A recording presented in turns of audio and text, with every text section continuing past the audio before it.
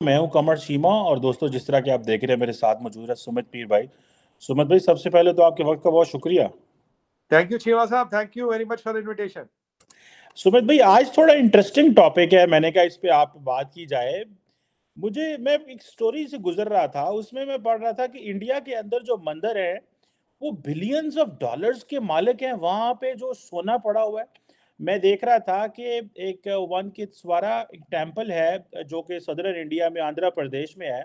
वहां पे जो कहते हैं कि जो गॉड विष्णु जो हैं, वो जो कहते हैं कि जो मैनकाइंड का प्रोटेक्टर है, वहां पे तकरीबन वो जो 28 बिलियन डॉलर के एसेट्स हैं जिसमें 2.5 टन ऑफ गोल्ड है सिर्फ, उनकी कुछ 960 प्रॉपर्टीज हैं। ये इंडिया के अंदर जो बहस हो रही है कि इस पैसे को जो है वो it should be use for the public good, इसको आप कैसे देखते हैं? और ये क्या एक सेंसिटिव डिस्कशन है डेफिनेटली।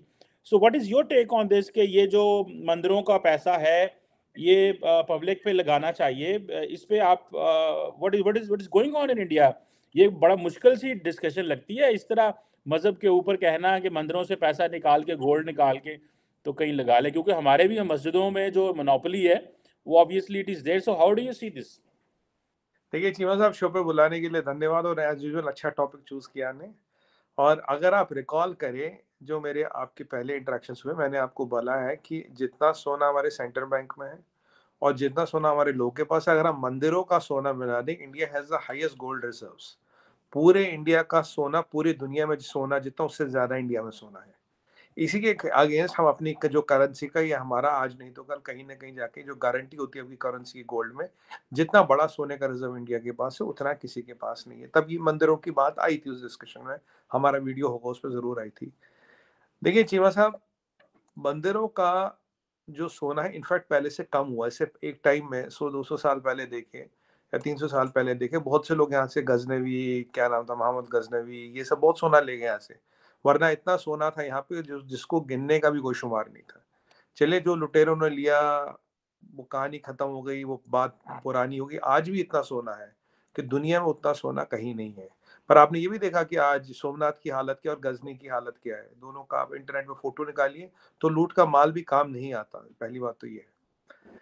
अब जो आज की डेट में सोना है, तिरुमला की आप बात करें, श्री बालाजी धाम है जो आज इसकी आप बात कर रहे थे, that is the second richest shrine in the world. और ये श्राइन हजारों करोड़ हर साल गवर्नमेंट को देती है, हजारों करोड़ हर साल गवर्नमेंट को देती है। इनकी हजारों में चैरिटियां चलती हैं जिसमें लाखों नहीं करोड़ों लोग का बेनिफिट होता है। They do it and every day. ऐसा कुछ नहीं है। यहाँ एक छोटा एग्जांपल बताऊं, यहाँ एक माँ अमृत माई है, छोटा सा एक उनका एक मान लीजिए एक फॉलोइंग है, एक छोटा सा वो अपना ट्रस्ट चलाती है। सबसे बड़ा मल्टी स्पेशलिटी हॉस्पिटल फरीदाबाद में उन्होंने खोला, एशिया का सबसे बड़ा, जिसमें 65 तो ऑपरेशन थिएटर है।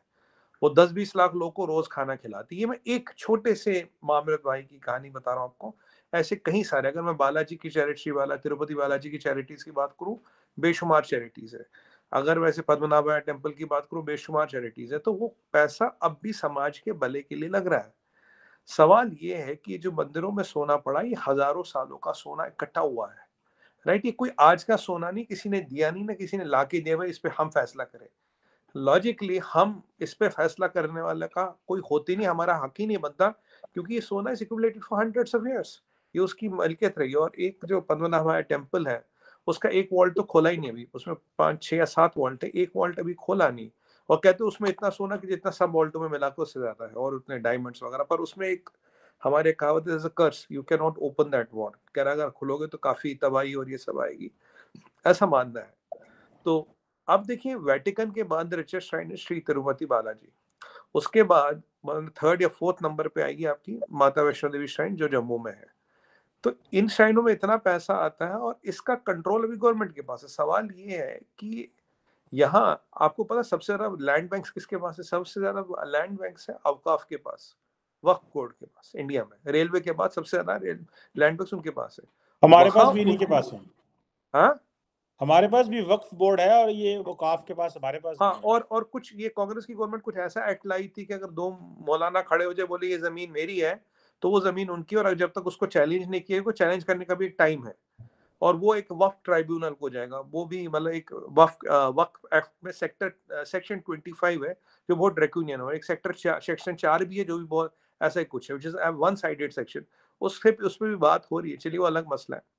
बट सवाल ये है कि जब वक्फ बोर्ड के पास इतनी जमीन है, उनकी कोई बात नहीं कर रहा है, राइट? तो यहाँ जो मंदिरों में सोना रखा है, इसकी बात क्यों कर रहा है?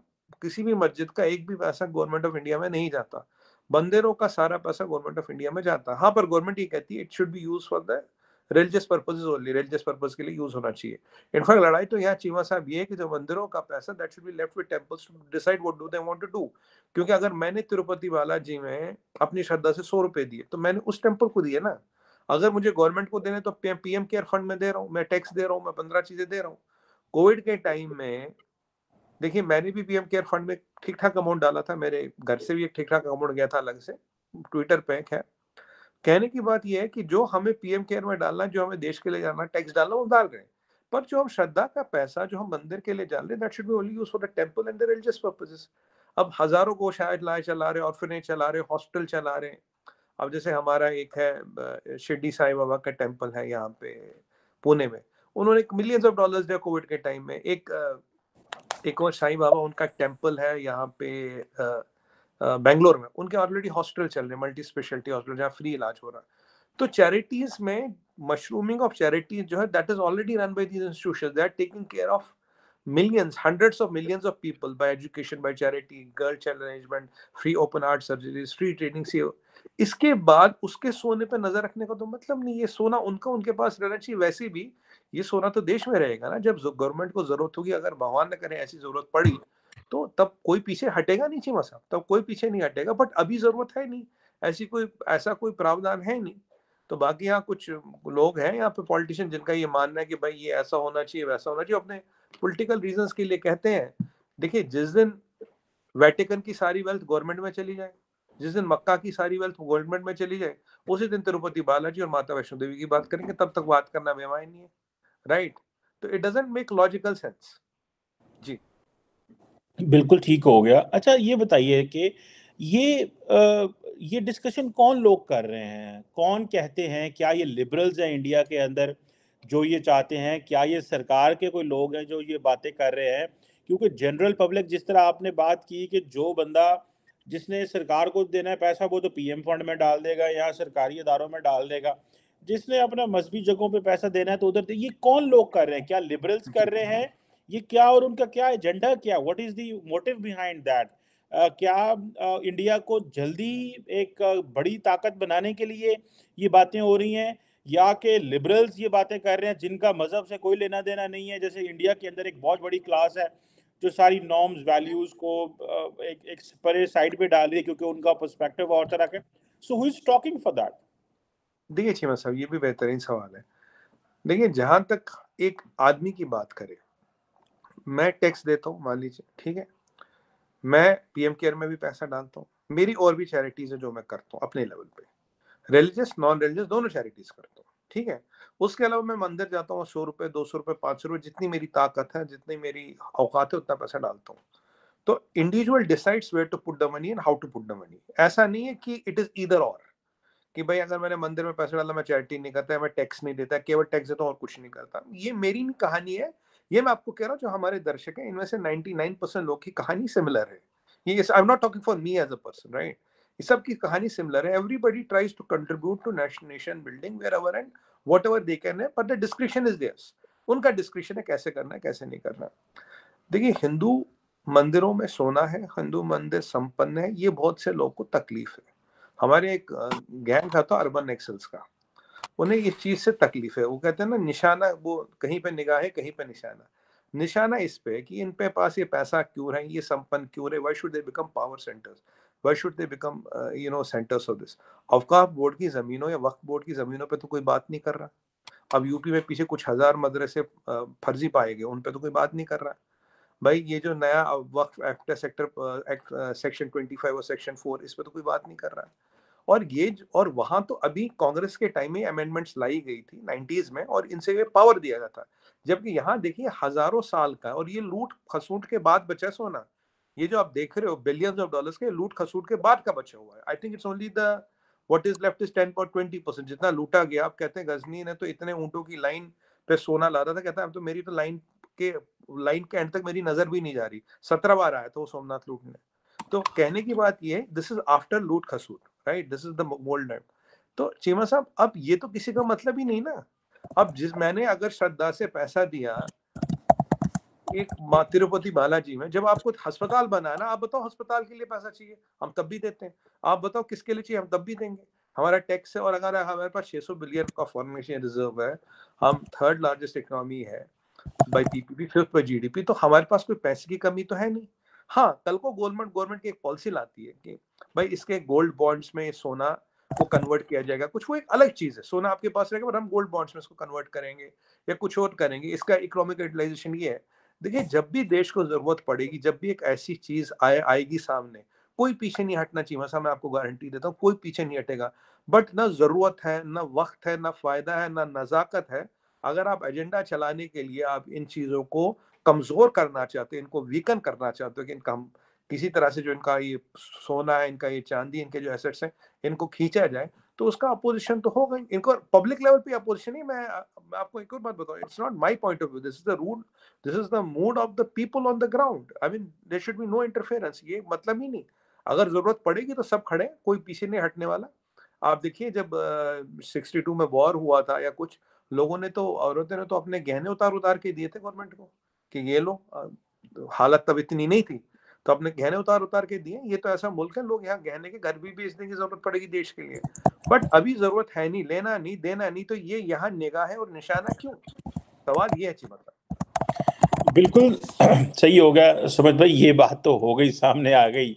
लेकिन आप समझते हैं, आपकी जो एक एक जनरल पब्लिक का ये है कि अगर ट्रिलियंस ऑफ डॉलर्स या बिलियंस ऑफ डॉलर्स पड़ा हुआ है, तो उसको अगर गवर्नमेंट टेक ओवर कर लेती है, ठीक है, तो इटसेल्फ एक गवर्नमेंट को बूस्ट मिलेगा। ये भी तो एक पर्सपेक्टिव है। और मॉडर्न ज़माने में 21वीं सदी में जहाँ पे हम बैठे हुए हैं, आप समझते हैं कि मज़हब को इस तरह, इंडिया जैसी सोसाइटी जो कि हेट्रोजीनियस सोसाइटी है, जहाँ पे जारी बात है, मतलब different kinds of people, ethnic background, religious background के रहते हैं, गवर्नमेंट अगर ये स्टेप लेती है, जो कि इटसेल्फ एक कहा जाता है हिंदू मेजोरिटेरियन गवर्नमेंट है, ये उसका माइंडसेट है, वो करेगी क्या? अमित शाह, पीएम मोदी, उसके बाद डिफेंस मिनिस्टर राजनाथ सिंह, ये जो कोर ग्रुप है, क्या ये इस तरह की चीज के ऊपर सोच सकता है? क्योंकि at the end of the day ये मजहबी तो लगते हैं, लेकिन इनकी पैसे पे भी नजर है, व्हाट आई बिलीव इन, कि हाउ मच, क्योंकि इस वक्त लगता है कि बीजेपी जो है वो चाहती है कि इनके टेन्योर में इंडिया का जो स्टेचर है वो और एलिवेट हो जाए इंडिया को। या फिर आप ये समझते हैं कि ये सिर्फ इलेक्शन की टैक्टिक्स है, ठीक है, कि भाई लोगों को बताया कि हमारे पास इतना पैसा है, देखो हमारे पास G20 आ गई और इस तरह की चीजें, सो हमें ये करना है। सो आप इसको इस एंगल से कैसे देखते हैं? देखिए चीमा साहब, जो पैसा है वो है, सच है, रियल है, असली है, दुनिया इसको जानती है, पैसा खुले में है। ये कोई मतलब, ये कोई ऐसा नहीं कि हमने एक बीजेपी का पोर्टल खोल दिया, बीजेपी का पोर्टल बता रहा जी इतना पैसा दुनिया में और किसी को पता ही नहीं। ये नेशनल इंटरनेशनल मीडिया सब कह चुका है। अगर आप कभी आए इंडिया तो जय तिरुपति बालाजी, आपको पता लगेगा मैं क्या बात कर रहा हूँ। You will understand once you go there, you will understand what is the quantum of money we are talking here. ये कोई भी फॉरेनर आते हैं, देखते हैं, सबको ऐसा खुला है। ऐसा कोई नहीं है कि भाई मतलब आप देख नहीं सकते। तो कहने की बात ये है कि ये सबको पता है पैसा कितना है। दूसरी बात, देश को कोई पैसे की जरूरत है नहीं अभी, देश को पैसे की जरूरत नहीं। तीसरी बात, अगर ऐसी जरूरत आए तो जो रूल सब पे लगे वो सब पे लगे। अगर हिंदुओं पे लगता, मुसलमानों पे भी लगे, सिखों पे भी लगे, ईसाइयों पे भी लगे, सब पे लगे, तब बात करेंगे। जब आप एक एक्ट बना के कांग्रेस की सरकार वक्फ को हजारों करोड़ का मालिक बनाती है, और यह हजारों करोड़ की मिल्कियत जो हजारों सालों से पड़ी, उसको लेने की कवायद हो रही है। It can not be fair. मतलब दो हाथ तो दो ही है ना, दोनों में पांच पांच उंगलियां हैं, राइट। अगर जरूरत यहाँ तो जरूरत वहां भी है। भाई मैंने कहा था चीमा साहब, जिस दिन वेटिकन का, मक्का का और सबका पैसा गवर्नमेंटों में चला जाएगा, अगर दुनिया में ऐसा कोई रेवोल्यूशन आएगा, उस दिन हम भी सोचेंगे, will cross the bridge when we reach it. ऐसी बात है नहीं।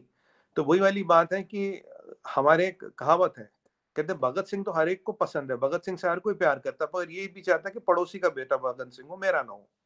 तो ये सिंड्रोम चलेगा नहीं ना। हाथ है, दोनों हाथ की पांचों सब उंगलियां बराबर है। इस हाथ के साथ जो होगा वही इस हाथ के साथ भी होगा। It can not be discriminatory.